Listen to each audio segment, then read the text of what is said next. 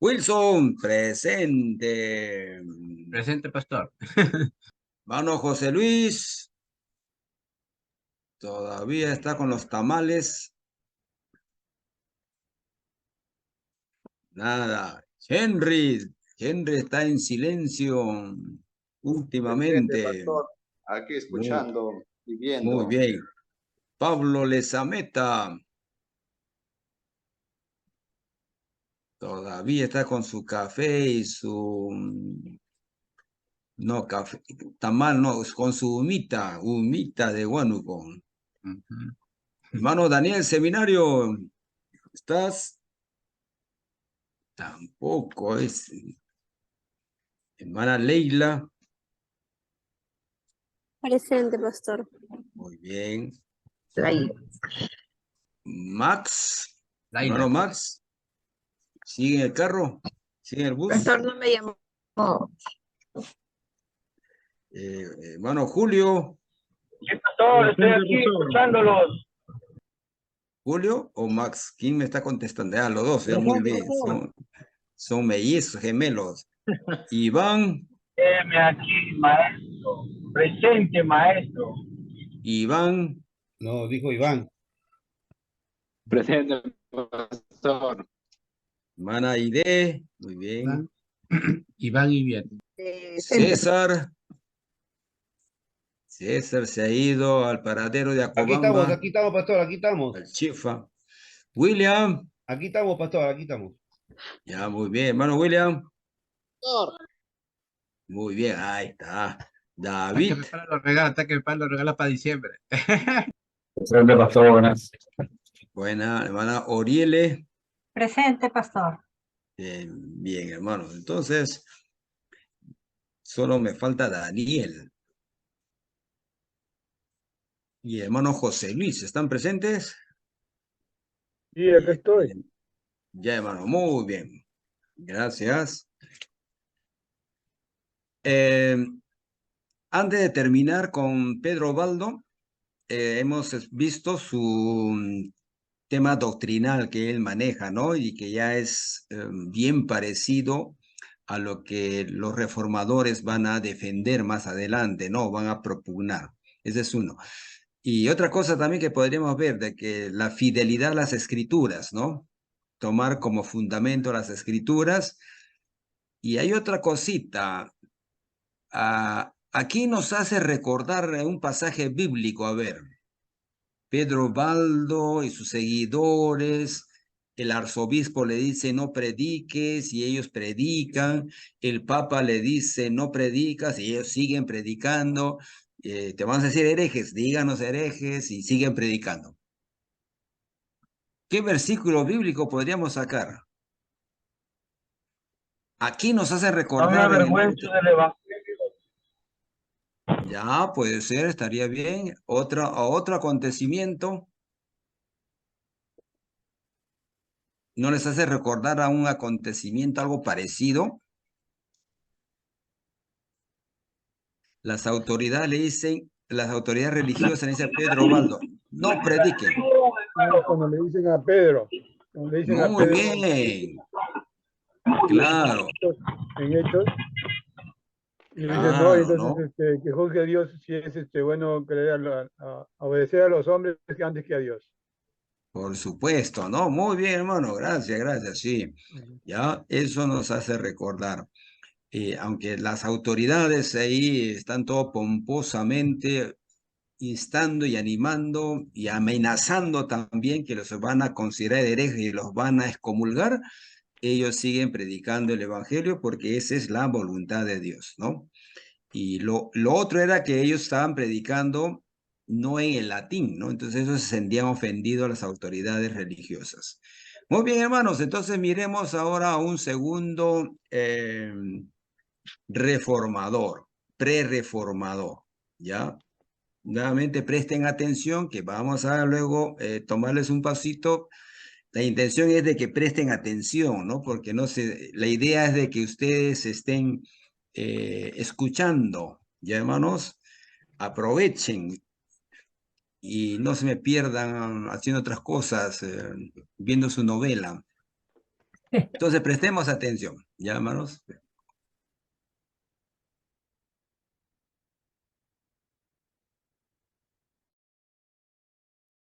Causó un gran impacto en la iglesia. 43 años después de su muerte, los funcionarios desenterraron su cuerpo, quemaron sus restos y arrojaron las cenizas al río Swift. Aún así, no pudieron deshacerse de él. Sus enseñanzas, aunque suprimidas, continuaron extendiéndose. Bienvenidos a este resumen de la vida de John Wycliffe.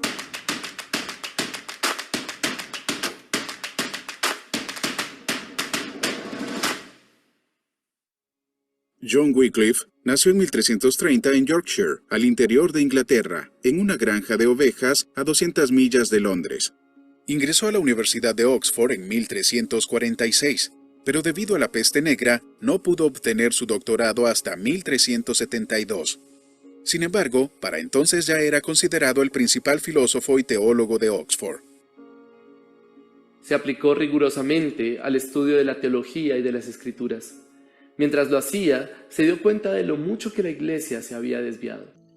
Preparando el escenario. En la década de 1370, John Wycliffe produjo 3 obras significativas. La primera, sobre el dominio divino, apuntó a la autoridad papal. Wycliffe no pudo encontrar una orden bíblica para el papado. De hecho, argumentó que el papado entraba en conflicto y ocultaba la verdadera autoridad de la Iglesia y de las Escrituras. La segunda obra importante fue sobre el dominio civil. Aquí Wycliffe apuntó a la autoridad de la Iglesia Católica Romana sobre la corona inglesa y la nobleza. No vio ninguna razón para que Inglaterra se viera obligada a apoyar a una iglesia corrupta. En su tercer trabajo principal, sobre la verdad de las Sagradas Escrituras, desarrolló la doctrina de la autoridad de la Biblia. Estas 3 obras fueron cruciales para preparar el escenario para la Reforma. 2 miembros de la facultad que visitaban Oxford regresaron con los escritos de Wycliffe a su ciudad natal de Praga. Estas obras influenciaron posteriormente a Jan Hus. Maestro de los errores. En 1374, Wycliffe se convirtió en rector de la parroquia en Lutterworth. Mientras tanto, Roma había exigido apoyo financiero de Inglaterra, mientras luchaba por recaudar dinero para resistir un posible ataque francés. Wycliffe aconsejó a su señor local, John de Gaunt, que le dijera al parlamento que no cumpliera. Argumentó que la iglesia ya era demasiado rica y que Cristo llamó a sus discípulos a la pobreza, no a la riqueza. Tales opiniones y sus escritos hicieron que Wycliffe se metiera en problemas y fuera llevado a Londres para responder a los cargos de herejía. La audiencia apenas había comenzado cuando la controversia se avivó en el recinto. Pronto estallaron en una discusión abierta que terminó con la reunión. 3 meses después, el Papa Gregorio XI emitió 5 toros, o edictos de la Iglesia, contra Wycliffe, en los cuales fue acusado de 18 cargos y fue llamado Maestro de los Errores. En una audiencia posterior ante el arzobispo en el Palacio de Lambeth, Wycliffe respondió: Estoy listo para defender mis convicciones hasta la muerte. He seguido las Sagradas Escrituras. Continuó diciendo que el Papa y la Iglesia estaban en segundo lugar en autoridad a las Escrituras. Esto no le cayó bien a Roma, pero debido a la popularidad de Wycliffe en Inglaterra y a una posterior división en el papado, hoy conocido como el Gran Cisma de 1378, cuando se eligieron 2 papas rivales, Wycliffe fue puesto bajo arresto domiciliario y dejó de pastorear. Caminando con valentía. Pero Wycliffe no se detuvo y siguió profundizando su estudio de las Escrituras y habló más sobre sus conflictos con la enseñanza oficial de la Iglesia. Escribió contra la doctrina de la transubstanciación, desafió las indulgencias. Para mí es evidente que nuestros prelados, al conceder indulgencias, comúnmente blasfeman la sabiduría de Dios. Repudió el confesionario. La confesión privada no fue ordenada por Cristo y no fue utilizada por los apóstoles. Reiteró la enseñanza bíblica sobre la fe. Confíe totalmente en Cristo. Confíe por completo en sus sufrimientos. Ten cuidado de buscar ser justificado de otra manera que no sea por su justicia. La traducción. Sobre la verdad de la Sagrada Escritura, Wycliffe pidió que la Biblia fuera traducida al inglés. Según la ley católica romana, traducir la Biblia a un lenguaje vulgar y común era una herejía castigable con la muerte. Creyendo que cada cristiano debería tener acceso a las Escrituras, ya que solo las traducciones en latín estaban disponibles en ese momento, comenzó a traducir la Biblia al inglés con la ayuda de su amigo John Purvey. La Iglesia se opuso amargamente a ella. Con esta traducción, las escrituras se han vuelto vulgares y están más disponibles e incluso para las mujeres que pueden leer que para los eruditos, que tienen una gran inteligencia. Así que la perla del Evangelio está esparcida y es pisoteada por los cerdos. Wycliffe respondió: Los ingleses aprenden mejor la ley de Cristo en inglés. Moisés escuchó la ley de Dios en su propia lengua. También lo hicieron los apóstoles de Cristo. Pero no solo era necesario traducir la Biblia, también tuvo que ser copiada y distribuida. Este proyecto se emprendió antes de la invención de la imprenta, inventada en 1440, por lo que las copias tenían que hacerse cuidadosamente a mano. A pesar de los desafíos, cientos de Biblias fueron producidas y distribuidas por el ejército de pastores de Wycliffe, quienes predicaron en toda Inglaterra. Los seguidores de Wycliffe llegaron a llamarse Lollardos. Firme hasta el fin. Wycliffe permaneció convencido de la autoridad y la centralidad de las Escrituras y se dedicó al llamado de su vida, ayudar a los cristianos a estudiar la Biblia. John Wycliffe murió el 30 de diciembre de 1384, casi exactamente 100 años antes de que naciera Martín Lutero. Murió antes de que se completara la traducción y antes de que las autoridades pudieran condenarle por herejía. Su amigo Purvey es considerado responsable de la versión de la Biblia Wycliffe que tenemos hoy.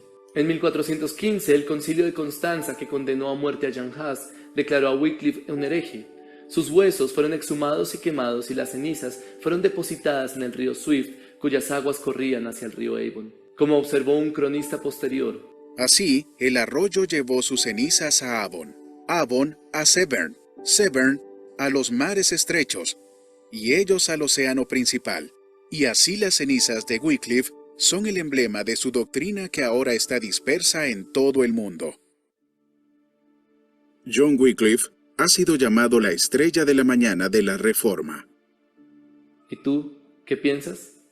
¿Cuál crees que fue el legado más importante de John Wycliffe? ¿De qué forma puedes ser valiente para llevar las verdades del Evangelio a una sociedad cada vez más alejada del Señor? Déjanos tus comentarios y suscríbete a nuestro canal para ver más contenido como este.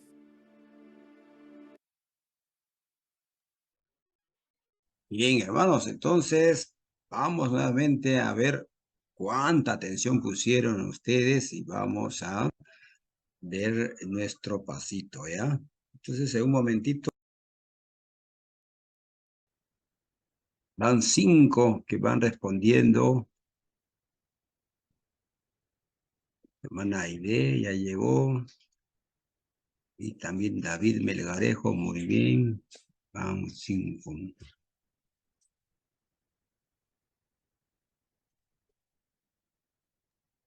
Fallé 2 de las últimas. Sí,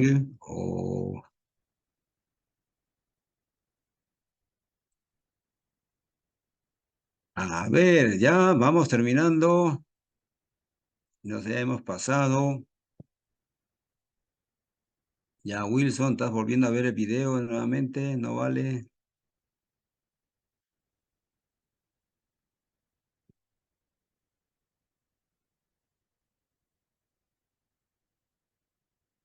Wilson, muy bien, ya llegó Wilson.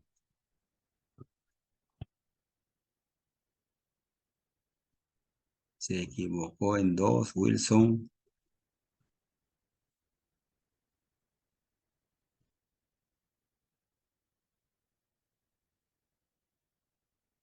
Vamos, 7, y acaba de llegar. Bien. Pablo Lezameta, a ver.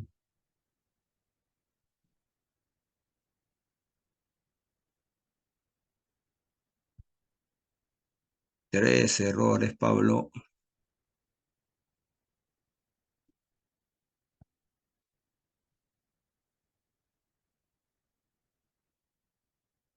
A ver, falta la mitad. Era ahí la traducción al latino, pastor. ¿Dónde, hermana? A ver.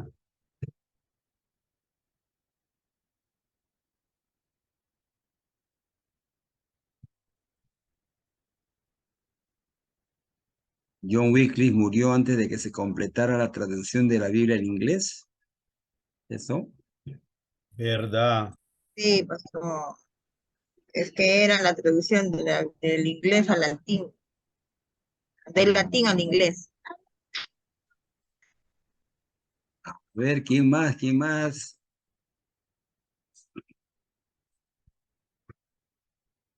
Siete, faltan otros 7.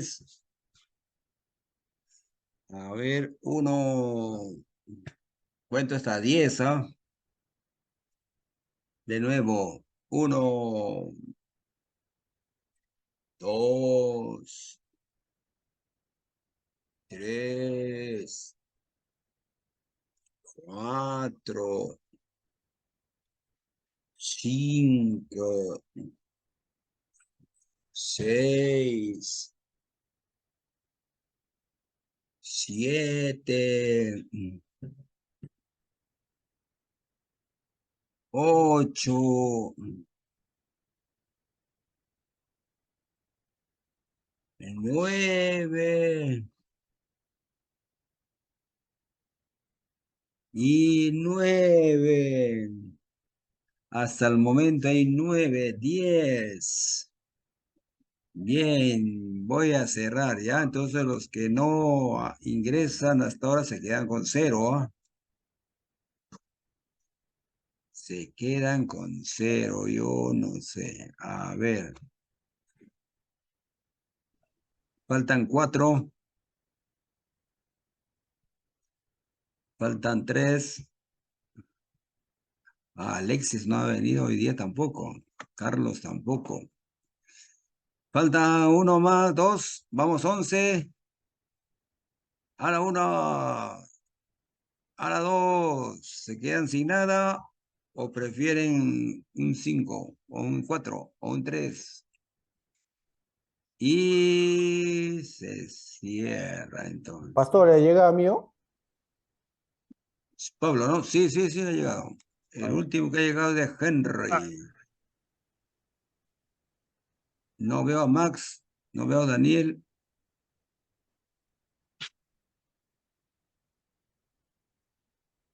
Bien, entonces cerramos, ¿ya? Wilson. Bien, se cerró la chingana. Bien, entonces vamos a ver. Dice, ¿qué tema fue abordado en una de las obras más... ¿Qué tema fue abordado en una de las obras más importantes de Wycliffe relacionada en el dominio divino? ¿Cuál fue? La autoridad papal. ¿Qué conflicto político contribuyó a que Wycliffe fuera arrestado domiciliario? El gran cisma. El cisma de 1300. Verdura. ¿No? Como habían ahí 2, 3 papas ahí peleándose. ¿Quién era el verdadero? Papa Guairo, Papa Siguiente. Blanca. ¿Qué posición tomó John Wycliffe sobre la traducción de la Biblia al inglés? Abogó por la traducción para que más personas pudieran acceder. Muy bien. A ver. Y fallé. La invención de la imprenta en 1440 facilitó la producción y distribución de las Biblias traducidas por los seguidores de Wycliffe. Verdura. Falso. Falso. Si todavía si Wycliffe está más antes. Claro, profesora. ¿Cómo? No, falso. Wycliffe es antes. Claro, y la imprenta es después. Claro, Ahí el año 1440. Ahí nos ha dicho de que han tenido que escribir a mano, ¿no? Sí, está mal ahí, sí, ya se ha equivocado. Falso. Wycliffe fue declarado hereje por el Concilio de Constanza en 1415 y sus huesos fueron exhumados, quemados y las cenizas arrojadas al río Styx. Verdura. Verdadero. Muy bien. El Papa Gregorio XI emitió 5 toros o edictos de la Iglesia contra John Wycliffe, acusándolo de 18 cargos. Verdura. John Wycliffe murió antes que se completara la traducción de la Biblia al inglés. Ahí fallé. Verdura, ¿verdad? Ahí También. fallé, ahí fallé. Sí, ¿ya? Bien, entonces nos vamos otra vez a compartir y hablaremos un poco de él. A ver, ¿ya?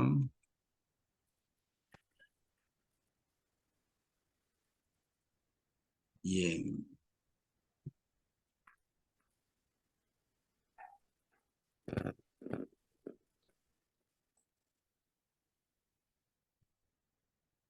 Causó un gran...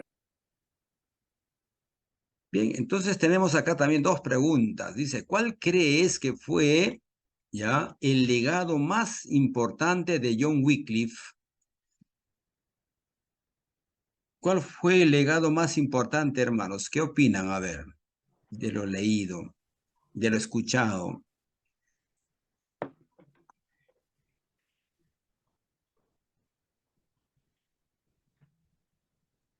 De permanecer prácticamente fiel en su creencia, ¿no? Porque estaba dispuesto a defender en lo que él creía. Uno, y también prácticamente lo que podía rescatar es que estaba traduciendo pues, ¿no? la Biblia, ¿no? Con la ayuda de su compañero John Fox al inglés. Muy bien, entonces tú dices de que ser fiel, no persistente en sus convicciones, y el otro, el del tema de la traducción de las escrituras, ¿no? Muy bien. ¿Alguien más, a ver, desea participar? Sí, Bien, su opinión. fue un importante reformador porque no solamente tradujo, sino también distribuyó hizo y realizó las copias, ¿sabes? Porque todavía la imprenta no estaba todavía inventada, y, y hizo que se distribuyera para el pueblo, ¿no? Antes no podían entender la Biblia o leerla porque estaba en latín. Ahora eh, el pueblo podía estudiar más y saber más de las escrituras. Claro. A ver, otros participantes. Henry, quiero escuchar tu voz. ¿Quién más? Julio, está silencioso. ¿Quién más? A ver, hermana Oriel. ¿Quién más? No participa. Maxito, no sé. ¿Qué opina? ¿Qué es el legado? ¿Cuál creen ustedes que es el legado más importante? ¿Opinen? La traducción de la Biblia, pastor. La traducción de la Biblia, ¿no? También, Sí, pastor, que Wycliffe también hacía un llamado para regresar a la escritura, pastor. claro. Nuevamente, ¿no? El fundamento de sus creencias son las escrituras, ¿no? Volver a las escrituras, y lo que las escrituras nos enseñen, ese es el fundamento, ¿no? Que eso más adelante también los siguientes reformadores van a enfatizar las escrituras como máxima autoridad. No hay intermediarios acá, ¿no? Para acercarnos a Dios. Bien. Otra pregunta, a ver, participen los que no han participado. Sí, ¿De qué pastor. forma puede ser valiente para llevar las verdades del Evangelio a una sociedad cada vez más alejada del Señor? ¿Mm?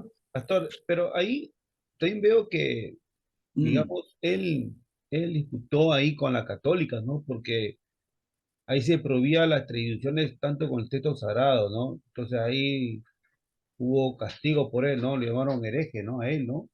Por eso que sacó Mm. la escritura, ¿no? Relegó la escritura y bueno, pues, y era tanto que fue traductor de la Biblia, ¿no? ¿No? Y bueno, pues, ¿no? Tanto doctorado de filósofo a la vez. Mm. En aquellos tiempos de la Edad Media, ¿no? En estos tiempos de estos prerreformadores, escucharla, para nosotros la palabra hereje como que no tiene mucho peso, ¿no? Como que no nos ofende, ¿no? O decir te excomulgo es como una cosa que no nos... Pero entendamos que hasta esos momentos toda la autoridad, toda la vida del ser humano estaba bajo las enseñanzas, los postulados de la Iglesia Católica. Ahora, estos cristianos también eran parte de la Iglesia Católica. Entonces, escucharte que te digan hereje, o sea, nadie quería escuchar eso, ningún rey, nadie, ningún príncipe, nadie quería escuchar que el Papa le dijera, eres un hereje, ¿no? Nos vamos a tal concilio y te declaramos hereje o también excomulgado. Y según la enseñanza católica romana de ese tiempo, es de que te ibas directo ¿a dónde? Al infierno. Entonces, por eso digo, para nosotros ahora no significa nada, ¿no? Pero para ellos, qué valentía y qué claridad también de firmeza en lo que ellos, digamos, las escrituras les enseñaban, ¿no? Por eso por eso a Erasmo de Rotterdam como un poco se le cuestiona porque él no apoyó, ¿no? O sea, él tenía todos los postulados de la reforma, pero nunca se identificó con la reforma. O sea, nunca se juntó con los reformadores, ¿no?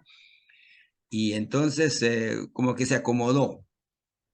Quizás por temor, ¿no? No sabemos. Pero en estos casos de estos reformadores han leído bien, han entendido bien, han percibido bien lo que dicen las escrituras y lo que está enseñando ese hombre y los demás antecesores de él, no pasa nada, ¿no? O sea, eso es convicción, ¿no? De lo que realmente ellos habían experimentado en la lectura de la palabra de Dios y estaban muy firmes, ¿no? Porque para otro hombre común y corriente de ese tiempo, ellos no querían escuchar esa palabra vertida por la autoridad eclesiástica hacia sus personas, ¿no? Sea rey, sea príncipe, tenían temor de esa palabrita. Ahora se nos pregunta, ¿de qué forma puedes ser valiente para llevar las verdades del Evangelio a una sociedad cada vez más alejada del Señor? Vivimos una sociedad, ¿verdad?, que se aleja más y más de Dios. ¿Cómo podemos ser valientes para llevarla? ¿Qué podemos hacer? Ahora tenemos la facilidad, ¿no?, de estos medios. Por los aplicativos.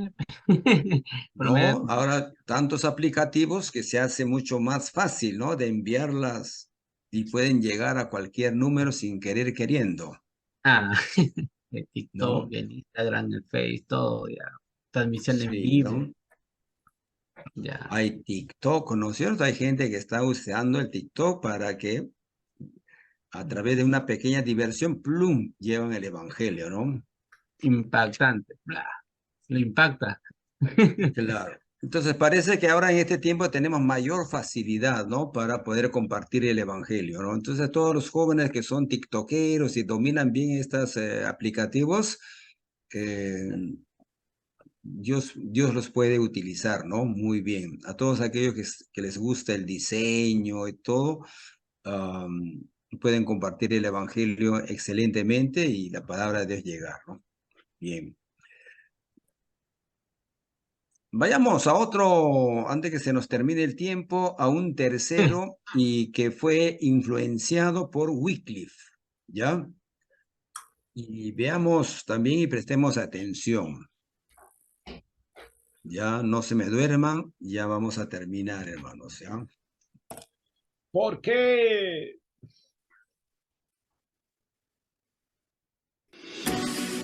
Jan Hus, también conocido como Juan Hus o Juan de Husenitz, nació en Husenitz, en el Reino de Bohemia, en el año 1370. Falleció un 6 de julio de 1415.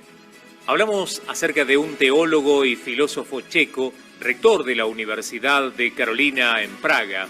Como reformador y predicador, se le considera como a uno de los precursores de la Reforma protestante. Sus seguidores son conocidos como husistas. Murió quemado en la hoguera tras ser condenado por herejía en el Concilio de Constanza. Como les contábamos, Jan Hus nació en el año 1370 en una pequeña villa en la región de Bohemia Meridional, lo que hoy es República Checa, en el seno de una familia de campesinos pobres. Su padre murió siendo Juan aún un niño, por lo que fue criado con mucho esfuerzo por su madre. Demostró tener piedad y fervor religioso desde su más tierna infancia. Participó como monaguillo y hasta cantó en el coro de la iglesia. Los libros religiosos lo apasionaban. Cierta noche que leía la vida de San Lorenzo cerca de la chimenea, acercó su mano al fuego para poder ver hasta dónde sería capaz de soportar los tormentos que San Lorenzo había sufrido. Jan Hus recibió la mejor educación que permitían las circunstancias, aprendiendo lo suficiente sobre los escritores de Grecia y Roma en una escuela privada en la provincia de Bohemia, en donde obtuvo el título de bachiller en teología en el año 1398. Se le aceptó en la Universidad de Praga por caridad, es decir, se le permitió estudiar en esa universidad aunque no tenía dinero para costear los estudios. Pronto dio pruebas de su capacidad intelectual y se destacó por su diligencia y su aplicación al estudio. Fue maestro en artes en 1396 y continuó especializándose en teología al tiempo que enseñaba filosofía. En el ambiente universitario, Jan se encontró con una fuerte división de nacionalidades. Estaban los bávaros, los sajones, los polacos y los bohemios, es decir, los checos. Una fuerte mentalidad independentista marcaba a estos últimos, ya que los checos peleaban frecuentemente contra los otros. Incluso en el campo de las teorías filosóficas se marcaba una importante diferencia. Por ejemplo, los checos se basaban en el realismo, mientras que los alemanes eran partidarios del nominalismo. En la Universidad de Praga reinaba la concepción teológico-filosófica del realismo ecotista, del cual se vio influenciado el pensamiento de Jan Hus. Juan Hus fue escritor de una gran obra denominada Ecclesia, que significa iglesia en griego, detallando sus mayores discrepancias contra el sistema católico imperante en esa época. Su conclusión más importante se basa en que Cristo es la cabeza de la Iglesia y no el Papa y los cardenales. Este escrito fue clave para el despertar de la Iglesia protestante. Hus fue ordenado sacerdote en el año 1400 y al año siguiente obtuvo el cargo de decano de la Facultad de Arte y Filosofía. Fue nombrado predicador por el rey de Bohemia, Wenceslao de Luxemburgo, primero en la iglesia de San Miguel y luego en la capilla de Belén de Praga en 1402, donde se predicaba exclusivamente en idioma checo.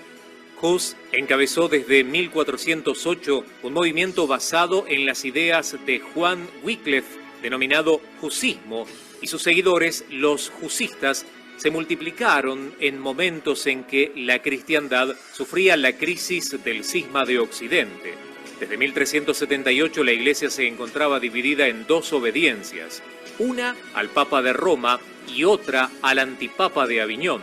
Desde el púlpito Hus criticaba esa división, la corrupción moral de la Iglesia, los abusos que cometía y la riqueza que ésta estaba acumulando. En un intento de solucionar el cisma, un grupo de cardenales convocó en el año 1409 a un concilio en Pisa, en donde depusieron a los papas Gregorio XII de Roma y Benedicto XIII de Aviñón y eligieron a un tercero, Alejandro V de Pisa. Los dos primeros no dieron marcha atrás y se mantuvieron firmes en sus cargos. Así la Iglesia pasó a tener tres pontífices. El rey Wenceslao rindió obediencia al antipapa Alejandro V, separándose con más fuerza de los llamados alemanes, que mantuvieron su obediencia al Papa romano. En este contexto, Hus fue nombrado en 1409 rector de la Universidad de Praga. A la luz de las doctrinas de Wycliffe, quería que la Iglesia Católica fuera pobre, que todo lo que hiciera estuviera claramente basado en el Evangelio. Además, criticaba la venta de indulgencias. Le decía a todo el pueblo que debía desobedecer a la Iglesia porque era evidente que los sacerdotes vivían en el pecado. También pretendía que se prohibieran los bailes. Participó en los grupos que surgieron en la escuela de predicadores de Milik de Kromeris, que deseaban volver a la pobreza en los primeros años del cristianismo y se oponían a los grandes dirigentes de la Iglesia. Hasta ese momento, Hus no había ido tan lejos. La cuestión se agravó cuando desarrolló su posición respecto al papado. Hus planteaba que la verdadera iglesia era invisible y que todos los que pertenecían a la iglesia son sus miembros. La iglesia romana tiene un rol eminente, pero no es la verdadera iglesia de Cristo, ya que enseñaba que solo Cristo era la cabeza de la iglesia. Predicaba que Jesucristo era la verdadera piedra y no Pedro, y decía que el Papa, con su corrupción y sus muchos pecados y errores que enseñaba a las personas, era la encarnación del anticristo. Las críticas de Hus se dirigen principalmente al antipapa Juan XXIII, sucesor de Alejandro V, a quien el rey de Bohemia había dado su obediencia. Para financiar la guerra contra Ladislao, Juan XXIII promulgó la predicación de las indulgencias en Bohemia. La manifestación pública de Hus causó el recelo de los predicadores enviados por el antipapa, que se debía más que todo a que a ellos solo le interesaba el dinero y poco el explicar bien el significado de las indulgencias a los fieles. Por las calles de la ciudad se llevaron en procesión dos imágenes, una del Papa vestido con hábitos pontificiales riquísimos y otra, la de Jesucristo, con vestidos pobres y cargando una cruz.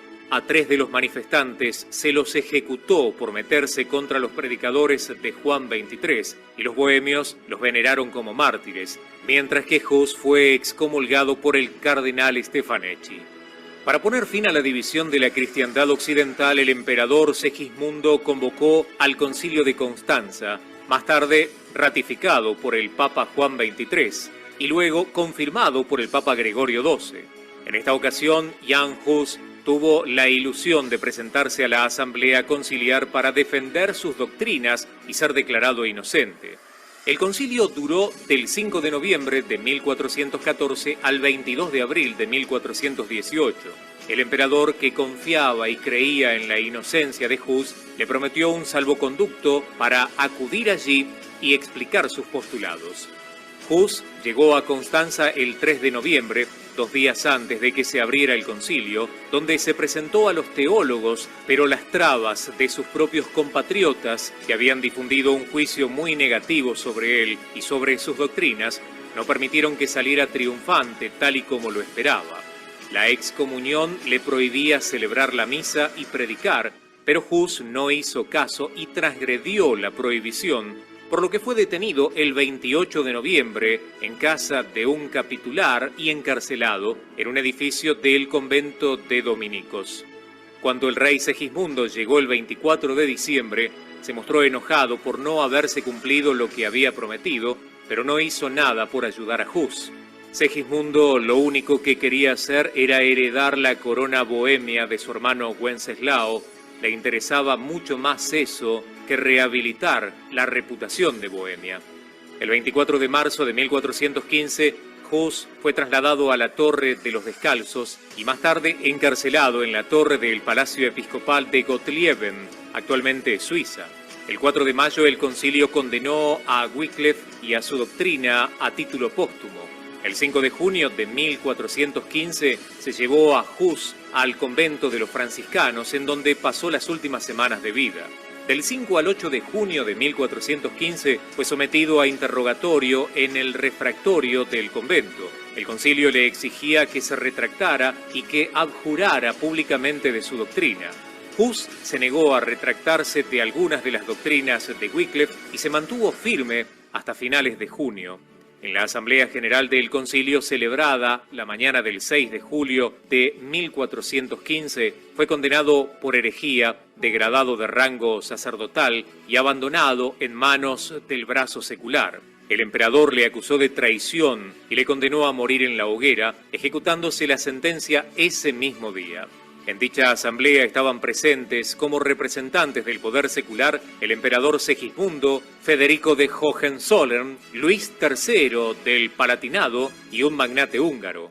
Como representantes del poder eclesiástico dieron su voto el obispo cardenal de Ostia, el obispo Lodi, el obispo de Concordia y el arzobispo de Milán. Como el Papa Gregorio XII había abdicado antes, la condena se hizo sin participación papal.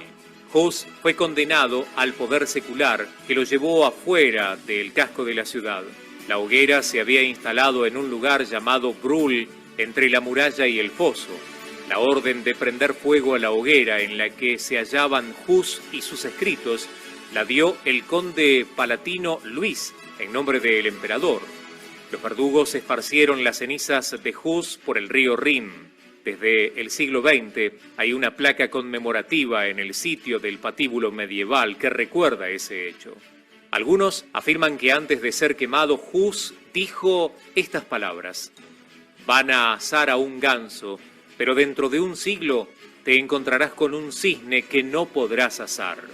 Los seguidores de la Reforma Protestante suelen identificar a Martín Lutero con esas palabras, ya que 102 años después, Lutero clavó sus 95 tesis en Wittenberg y en su escudo de armas figuraba un cisne. Hus escribió en una carta de despedida a sus amigos estas palabras: «Esto me llena de placer, ya que han tenido que leer mis libros, donde se manifiesta su maldad.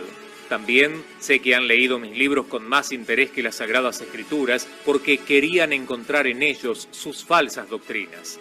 La muerte de Hus fue sentenciada en Bohemia como una ofensa a la nación, lo cual desencadenó una revuelta terrible de sus seguidores, los husistas. En algunas parroquias, los sacerdotes que no compartían las doctrinas de Hus fueron expulsados. Incluso el arzobispo de Praga fue objeto de amenazas. Algunos nobles de la región, encabezados por la reina Sofía, enviaron una carta al concilio de Constanza en el que declaraban a Hus como héroe nacional y rebatían las acusaciones contra él. Aseguraban además que lo de una supuesta herejía bohemia era una mentira y una invención del infierno. Luego se formó una liga de nobles para defender la libertad de predicación, para proteger a los miembros del movimiento del poder episcopal y contra la injusta excomunión. Los husistas se dividieron ideológicamente en dos grupos principales: los utraquistas, un grupo más moderado que estaba formado por la baja nobleza y la burguesía y que fueron apoyados por la Universidad de Praga, y los taboristas, un grupo más radical, constituido en torno a la fortaleza de Tabor y con la influencia de corrientes milenaristas con tintes antinobiliarios y también antigermánicos. A Jan Hus se le ha dedicado en el año 1915 un conjunto escultórico en la plaza de Ciudad Vieja en Praga con motivo de la conmemoración de los 500 años de su muerte. La Iglesia Católica, a partir del Concilio Vaticano II, se ha declarado a propósito de una posible rehabilitación de Jan Hus. En dicho concilio, el obispo auxiliar Campe declaró que también nosotros los católicos debemos confesar hoy sin ningún miedo que los jueces en Constanza se habían equivocado y que la muerte en las llamas del reformador Hus va entendida en aquella petición de perdón general que hizo Pablo VI. En 1999, el Papa Juan Pablo II señaló: «Siento el deber de expresar mi profunda pena por la cruel muerte infligida a Jan Hus y por la consiguiente herida, fuente de conflictos y divisiones, que se abrió en ese momento en la mente y en el corazón del pueblo». El 15 de junio del año 2015, el Papa Francisco celebró una liturgia de reconciliación con motivo de los 600 años de la muerte de Jan Hus, junto con representantes de la Iglesia Husista checoslovaca y la Iglesia Evangélica de los Hermanos Checos. El viernes anterior, el Papa había dicho: «La muerte de Juan Hus hirió de gravedad a toda la Iglesia Católica y se debería pedir perdón por ella». Por su parte, la Iglesia Luterana lo incluye en su calendario de santos luteranos. Jan Hus, un teólogo y predicador, pero fundamentalmente un reformador que sentó las bases para la reforma de la Iglesia.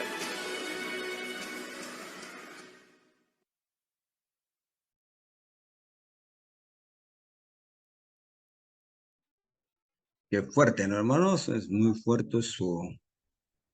Bien, vamos a entonces... ¿Qué tal historia? Sí. Ya, entonces ahorita les paso el link para que puedan ustedes dar su pruebita. ¿Ya? A ver. Vamos a ver, el último, César Hux. 6, vamos. Ánimo, vamos, vamos. Sí se puede. Vamos, hermanos, vamos.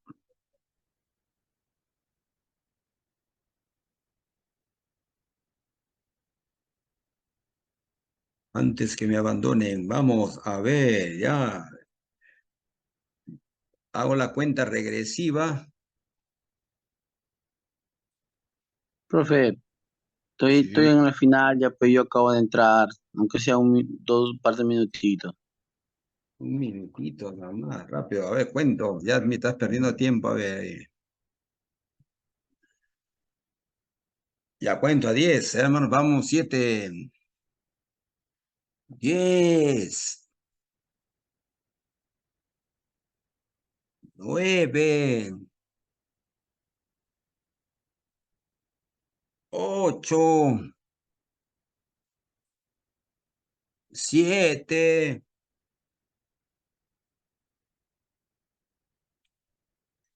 6, Ya se mandó, pastor. Muchas gracias por el tiempo de gracia. 4,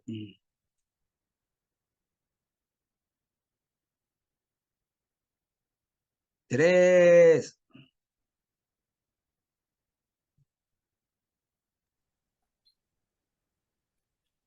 2. Pastor, cuando diga el 1, pastor, cuente el 1 al 10, pues retroceda.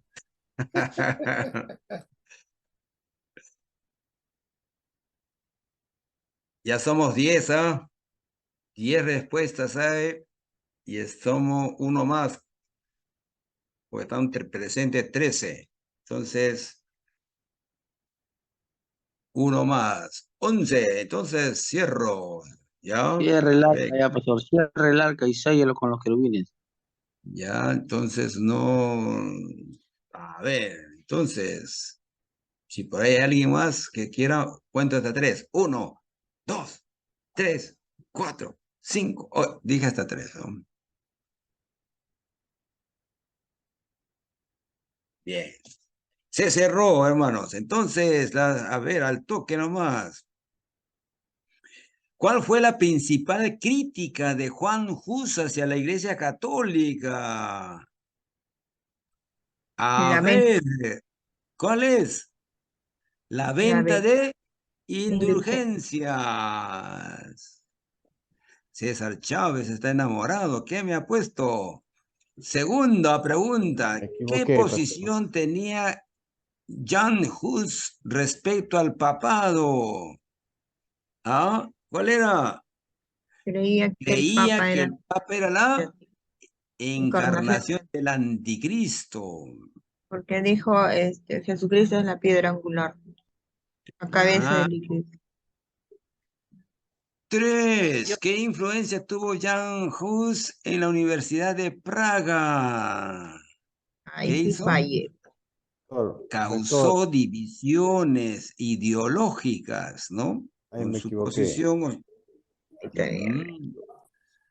A ver, vamos al falso y verdadero.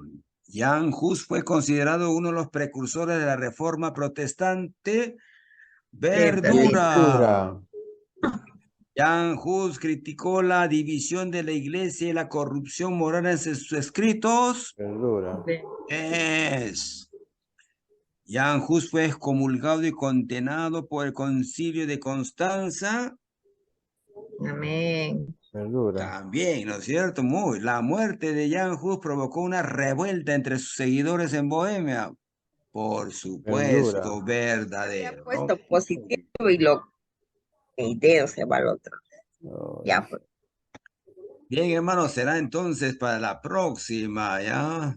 Clase. Para todos los jalados tienen la oportunidad de nuevamente. Profe, Sí, Max.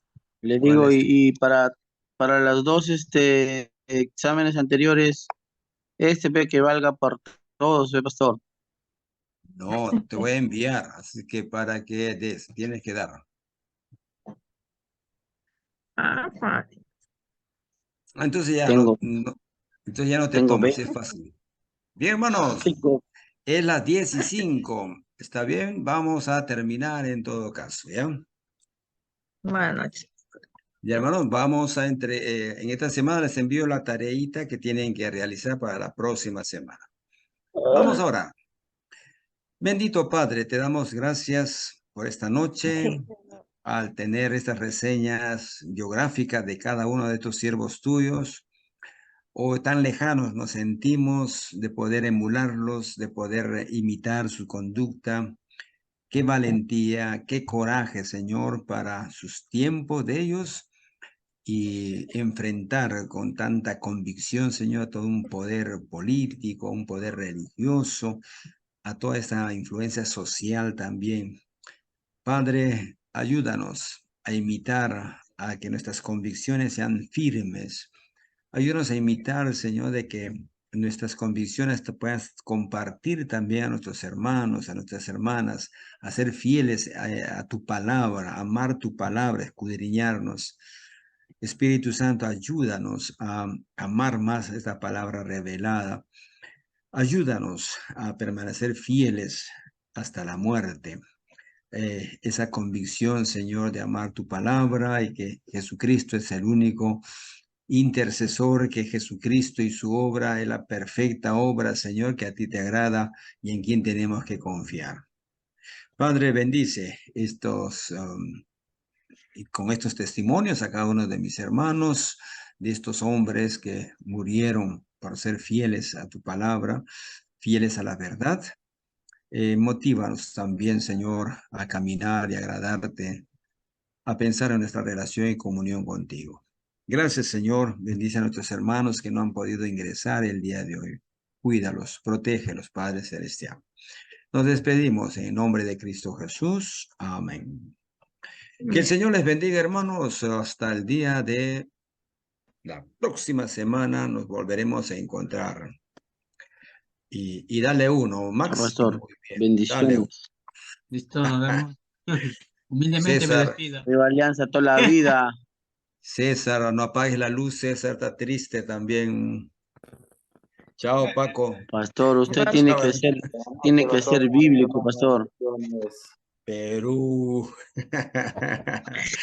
Un abrazo, hermano. Bendiciones. Los amo mucho. Bendiciones, pastor. Shalom. Shalom. Chao, César. Shalom. Pastor, ¿cuándo nos vamos para Guaracaya? Ya, cuando quieras, nomás. Puede ser en diciembre, ¿ah?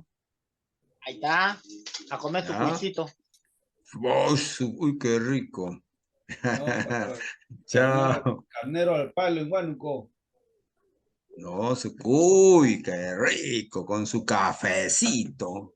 ¿Sí o no? Café de Guaracaya, rico. Chao, Paquito. Saludos a la familia. Saludos, Ya, pastor, César, a bendiciones. todos. Bendiciones. Chao. Un abrazo, hermana Aide, que siga mejorando su salud.